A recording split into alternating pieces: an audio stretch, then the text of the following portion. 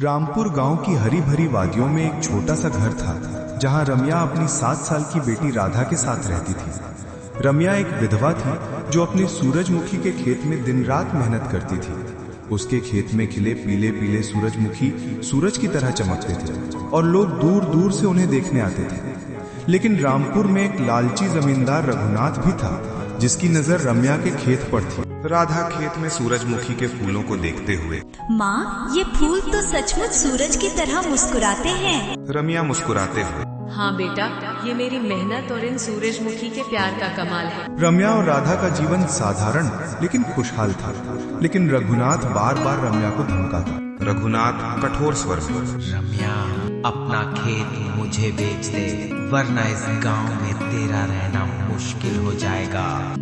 रम्या दृढ़ता से, ये खेत मेरे पति की निशानी है, मैं इसे कभी नहीं बेचूंगी। एक दिन खेत में काम करते समय राधा की नजर एक छोटे से घायल गिलहरी पर पड़ी। उसका एक पैर लहूलुहान था। राधा चिंतित होकर, माँ देखो, ये बेचारा गिलहरी घायल है। रम्या गिलहरी को ध्यान से देखते हुए, हाँ, इसे आराम चाहिए, चलो इसे घर ले चलते हैं। रम्या ने गिलहरी के पैर पर मरहम लगाया और उसका नाम रखा चटपट। धीरे धीरे चटपट ठीक हो गया और राधा का दोस्त बन गया। वो राधा के साथ खेलता और कभी कभी खेत में भी जाता। राधा चटपट को गोद में लेकर, चटपट, तुम मेरे सबसे अच्छे दोस्त हो। लेकिन एक रात भयंकर तूफान ने रम्या के खेत को बर्बाद कर दिया।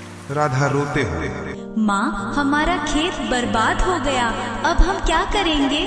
रम्या हिम्मत बंधाते हुए, बेटा, हम फिर से मेहनत करेंगे, सूरजमुखी फिर खिलेंगे। सूरजमुखी के फूल मुरझा गए। रम्या और राधा की आंखों में आंसू थे। रघुनाथ को ये मौका मिल गया।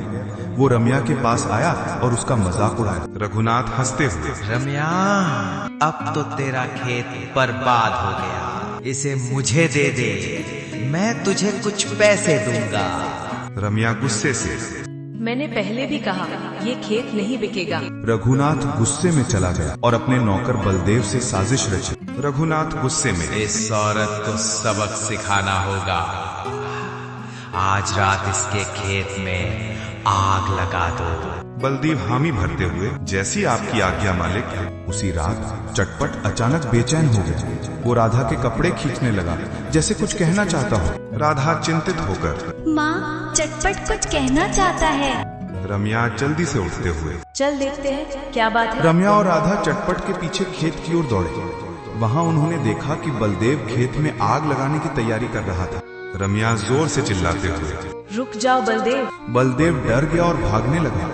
लेकिन चटपट ने तेजी से उसका पीछा किया और उसके पैर पर काट लिया। बलदेव गिर पड़ा। गांव वाले इकट्ठा हो गए और बलदेव ने सच उगल दिया कि रघुनाथ ने उसे आग लगाने का आदेश दिया था। गांव वाला गुस्से में, रघुनाथ, तूने ये नीच हरकत की। गांव वाला चिल्लाते हुए, इसे गांव से निकाल दो। रघुनाथ को गांव छोड़कर जाना पड़ा।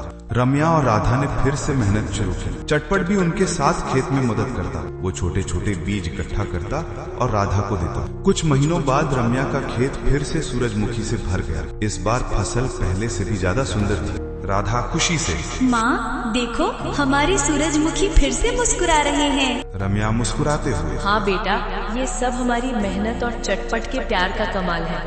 राधा चटपट को गोद में लेकर, माँ, चटपट ने हमारा खेत बचा लिया, वो हमारा सच्चा साथी है। रम्या मुस्कुराते हुए, हाँ बेटा, सच्चा साथी वही है जो मुसीबत में साथ दे, चाहे वो इंसान हो या जानवर। रम्या की सूरजमुखी की मांग बाजार में इतनी बढ़ गई कि वो गांव की सबसे समृद्ध किसान बन गई। गांव वालों ने चटपट की बहादुरी की कहानी सुनी और उसे खेत का रक्षक कहने लगे। रम्या ने अपने खेत के बीच में एक छोटा सा पेड़ लगाया और उसे चटपट का पेड़ नाम दिया। वो पेड़ हमेशा रम्या और राधा को उनके सच्चे दोस्त की याद दिलाता रहा। नैतिक शिक्षा, सच्ची मित्रता और निष्ठा किसी भी रूप में हो सकती है। मेहनत, हिम्मत और सच्चे साथी के साथ कोई भी मुश्किल आसान हो सकती है।